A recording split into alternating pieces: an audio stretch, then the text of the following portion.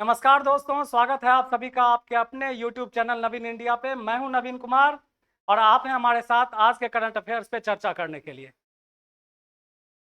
कुछ छोटी सी बातों से प्रारंभ करते हैं कि दुनिया में हर आदमी को अच्छा क्या लगता है। कोई प्राकृतिक चीज़ अच्छा लगता है, किसी को घर में रहना अच्छा लगता है, किसी को बाहर घूमना अच्छा लगता है। लेकिन कभी आप उस छोटे से बच्चे को देखे हैं? हर किसी के घर में छोटा एक बच्चा होता है, लगभग काफ़ी लोगों के घर में होता है, साल, 1.5 साल, 2 साल का। उसके साथ खेलना भी बहुत अच्छा लगता है। कभी आप फील करके देखिए जो मैं बोल रहा हूँ, तो उसका बोलना, उसका हंसना, उसका कुछ तुतलाकर कुछ मांगना, ठीक है, उसका कहीं उठाकर कुछ यहाँ से वहाँ ले जाना, बजने वाले चप्पल को पहन के यहाँ से वहाँ घूमना। मेरे इतना बोलने का मकसद क्या था? मकसद ये था कि आप हमेशा जिस चीज़ में अच्छा फील करना चाहते हैं, जहाँ से आप कुछ अच्छा लेना चाहते हैं, देखना चाहते हैं, समझना चाहते हैं, दिल को तसल्ली देना चाहते हैं, वो हर चीज़ आपको अच्छा लगेगा। आप चाहे उस छोटे से नादान बच्चे के साथ खेल करके देखिए, या आप अपने बुक को अच्छे से पढ़ के उसको समझने की कोशिश करके देखिए। लेकिन जब देखिएगा, जब कोशिश कीजिएगा तभी अच्छा लगेगा। कोशिश नहीं करने पर कुछ भी अच्छा नहीं लगता। यहाँ 2 पंक्तियां लिखी हुई हैं। लिखा हुआ है कि हानि भवतः उत्तम भवितु अवसरं ददाति। हार आपको बेहतर होने का मौका देता है। Losing gives you a chance to get better. बिल्कुल सही बात है। हारने वाला कोई भी व्यक्ति ये बेहतर बता सकता है कि जीता कैसे जाता है, क्योंकि वो जानता है कि ये करेंगे, ये करेंगे, ये करेंगे तो हार जाएंगे, ये करने से नहीं होगा। उदाहरण किसका है? थॉमस अल्वा एडिसन का। आप एडिसन को सर्च करके देखिएगा कि उन्होंने ऐसा क्या किया था, किस चीज़ को करने के लिए क्या ऐसा चीज़ था जो उन्होंने कई बार कोशिश की और नहीं हुआ, तब जाके उनसे ये हुआ। तो उन्होंने उन्होंने कहा कि इतनी बार करने से, इतनी तरह से ये चीज़ करने से नहीं हो सकता है, इस तरह से करने से हो सकता है। कोई हारने वाला ये बेहतर बता सकता है कि जीता कैसे जाता है। आप किसी युद्ध में युद्ध करने गए और पहली बार में जीत गए, आप कभी ये नहीं बता सकते हैं कि युद्ध कैसे जीता जाता, क्योंकि आपको हारने का अनुभव नहीं है। जो हारेगा वो जीतने का मजा और अच्छे से लेगा और बेहतर बताएगा कि आप किसी चीज को जीत कैसे सकते हैं। इसीलिए लिखा हुआ है कि losing gives you a chance to get better.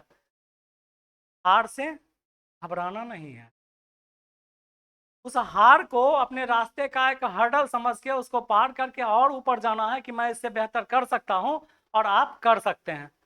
ठीक है, इसके आगे 1-2 लाइन और है, जरा देखिए क्या लिखा है, उसके बाद हम लोग स्टार्ट करते हैं। लिखा है कि अपना नेक्स्ट प्लान किसी को ना बतावें, उन्हें सीधा अपना रिजल्ट दिखावें। एक कहावत है कि जो गरजता है वो बरसता नहीं है। ऐसे हम लोग बादल के सेंस में बोलते रहते हैं। जब जब बिजली ना ज्यादा चमके, जब बादल ज्यादा गरजे, तो आप समझ लीजिए कि उस दिन बरसात नहीं होगी, मैक्सिमम टाइम्स। वैसे तो हो भी जाता है। आपको क्या करना है, क्या बनना है इन फ्यूचर? आपको डॉक्टर, इंजीनियर, आईएएस, आईपीएस, कुछ भी, लीडर, टीचर, प्रोफेसर, क्या बनना है? आप करें। आपका गुण आप जब कीजिएगा वो बताएगा। ठीक है, उसके लिए कहने की जरूरत नहीं है।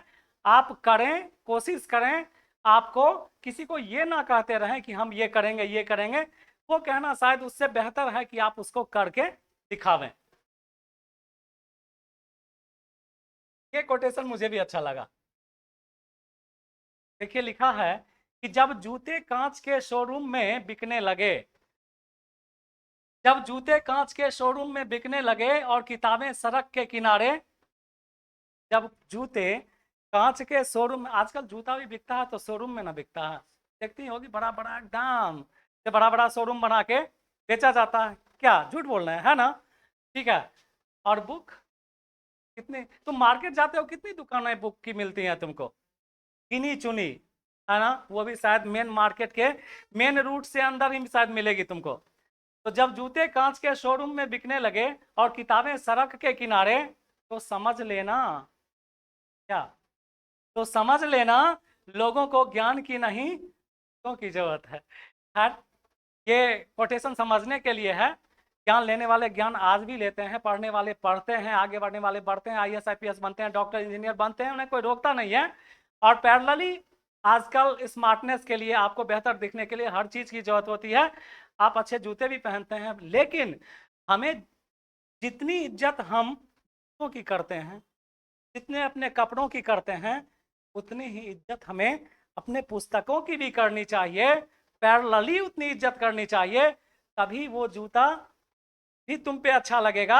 अगर तुम्हारे पास उस पुस्तक के इज्जत करने का एक मन में भाव है और करते हो, तो ज्ञान के साथ वो जूता भी सुंदर लगेगा। अन्यथा तो फिर वही कचनार के फूल की बात होगी कि फूल तो है लेकिन सुगंध नहीं है। ठीक है, चलिए स्टार्ट करें आज का करंट अफेयर्स का क्लास। पहला क्वेश्चन है आपके सामने। मैं तुम्हें पढ़ाने की कोशिश नहीं करता हूं, मैं सिर्फ चंद प्रश्नों से ये बताने की कोशिश करता हूं कि इस तरह के प्रश्न जब भी तुम्हें मिले उसे पढ़ो, समझो और आगे बढ़ो। कोई 20 या 50 क्वेश्चन या 100 क्वेश्चन करके तुम्हें कोई विद्वान नहीं बना देगा। एक अच्छा टीचर वो होता है जो बच्चों को बिल्कुल नहीं पढ़ाता। एक अच्छा टीचर वो होता है जो बच्चों को बिल्कुल नहीं पढ़ाता है, उसको पढ़ना सिखाता है। तुम जिस दिन पढ़ना सीख जाओगे, तो पढ़ाने की आवश्यकता, किसी के पढ़ाने का मोहताज नहीं रहोगे तुम।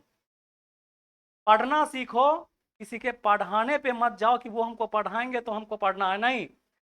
तुम पढ़ना सीख जाओ, टीचर की आवश्यकता, उनका काम वहीं पे पूरा हो जाएगा जिस दिन तुम खुद से पढ़ना सीख गए। किस कंपनी द्वारा भारत का पहला हरित ऊर्जा आधारित सौर पैनल बनाया जाएगा? Very good. Green solar panel बनाया जाएगा। लीजिए कंपनी का नाम, आप वेल नोन कंपनी है, ल्यूमिनस लिखा हुआ है। ल्यूमिनस इस कंपनी का नाम है। और इस कंपनी के सारे बैटरीज, इन्वर्टर्स आप लोग जरूर यूज करते हैं, आपको पता ही है कि आप लोग यूज करते हैं। तो इस कंपनी का नाम है ल्यूमिनस। और ये क्या बनाएगा? जो ग्रीन सोलर पैनल बनाएगा, इसका नाम है ल्यूमिनस कंपनी द्वारा। इसका कारखाना उत्तराखंड में बनाया जाएगा। और कारखाना कहाँ बनाया जाएगा? उत्तराखंड में। ठीक है।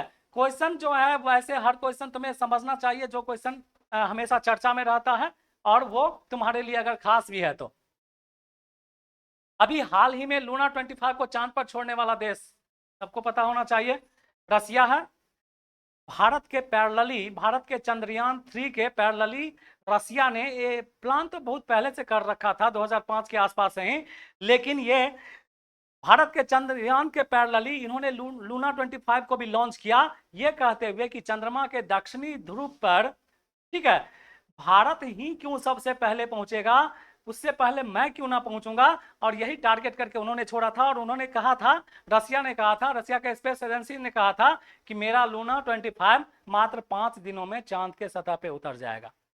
भारत के चंद्रयान 3 को उतरने के लिए 1 महीने का वक्त लगा। और अभी 23 तारीख निर्धारित है उसके उतरने के लिए। लेकिन 23 तारीख को वो सही सलामत उतर जाए, इसकी हम लोग आशा करते हैं।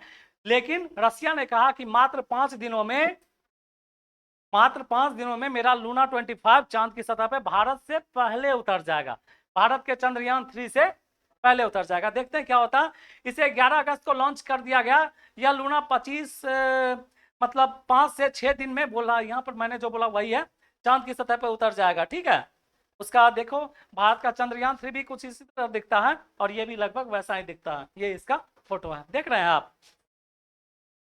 चलिए तीसरा क्वेश्चन।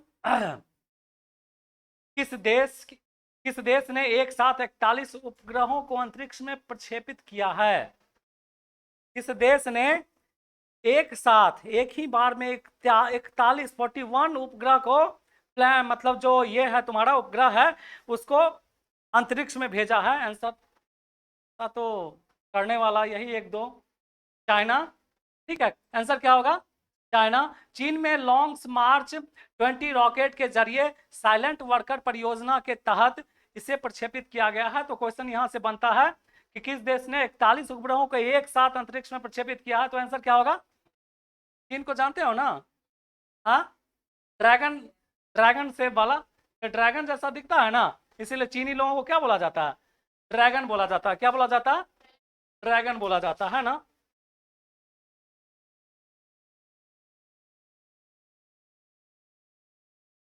तुम इसका शेप देखोगे इस तरह से, ड्रैगन की तरह इसका शेप दिखता है।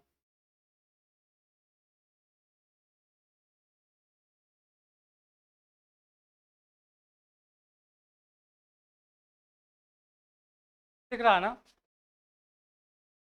तो आंसर क्या होगा इसका? चाइना। एक साथ कितने उपग्रहों को लॉन्च किया है? 1। चलिए अगला क्वेश्चन लेते हैं। प्रोजेक्ट संजय किसके द्वारा शुरू किया गया है? आज का क्वेश्चन बहुत अच्छा है। ठीक है, ये आपके कई आगामी जो एग्जाम्स हैं उसमें पूछे जा सकते हैं। क्वेश्चन है, प्रोजेक्ट संजय किसके द्वारा लॉन्च किया गया है, शुरू किया गया है? तो भारतीय सेना के द्वारा। किसके द्वारा?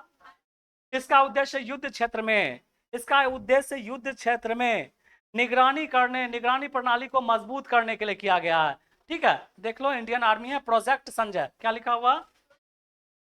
प्रोजेक्ट संजय। तो कभी अगर पूछ देगा प्रोजेक्ट संजय तो बता सकते हो। चलिए नेक्स्ट क्वेश्चन। ड्रोन ड्रोन हाइल 2 का परीक्षण किस देश ने किया है? ये ड्रोन हाइल एक ड्रोन का ही प्रकार है। ड्रोन जो ह्यूमनलेस मतलब होता है किसी भी चीज को करने के लिए, चाहे वो तुम्हारा जेट हो या कुछ भी हो। ठीक है, तो ड्रोन हाइल 2 का परीक्षण किस देश ने किया? आंसर होगा नॉर्थ कोरिया। क्या होगा? या पानी के भीतर से हमला करने वाले ड्रोन है। ठीक है, या पानी के अंदर से जाके हमला करने वाला ड्रोन है, मतलब समुद्र में उतार के पानी के अंदर से भी इसको किसी पे हमला किया जा सकता है। ठीक है, और ये नॉर्थ कोरिया के प्रेसिडेंट हैं, है ना यही। ठीक है, तो पागल राष्ट्रपति कह सकते हो तुम। Question number 6।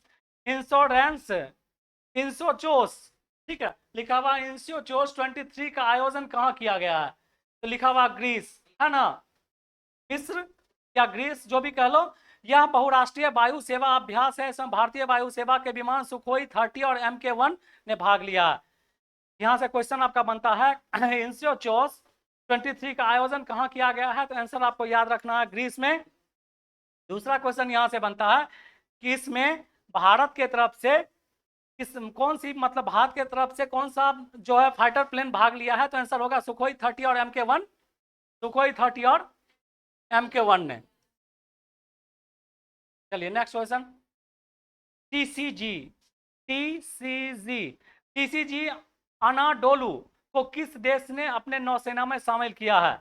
तो टीसीजी अनाडोलू ये नौसेना में शामिल किया है, तो सेना तो समझ रहे हो ना, और नौसेना का मतलब होता है वैसे सैनिक जो जल, जिसको जल सैनिक बोले जाते हैं, बोला जाता है। क्या बोला जाता है? जल सैनिक बोला जाता है। ठीक है, तो जो तुम्हारा टीसीजी अनाडोलू है, इसको किस देश ने अपने नौसेना में शामिल किया है? तुर्की ने किया है। किसने किया है? तुर्की ने किया है। ठीक है,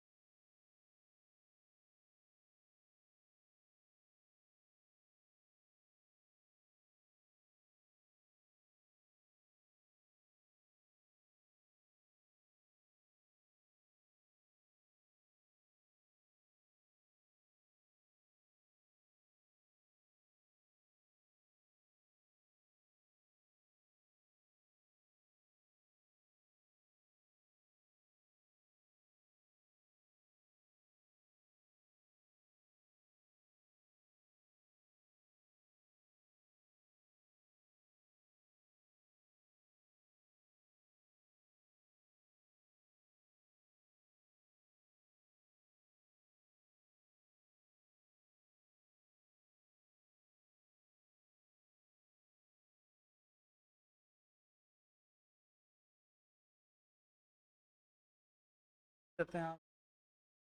क्या हो रहा है कि एक दिक्कत आ रहा है बात। हाँ, ठीक है, छोड़ देते हैं। बार बार क्या रीडर रीडर करके आ रहा है इसमें।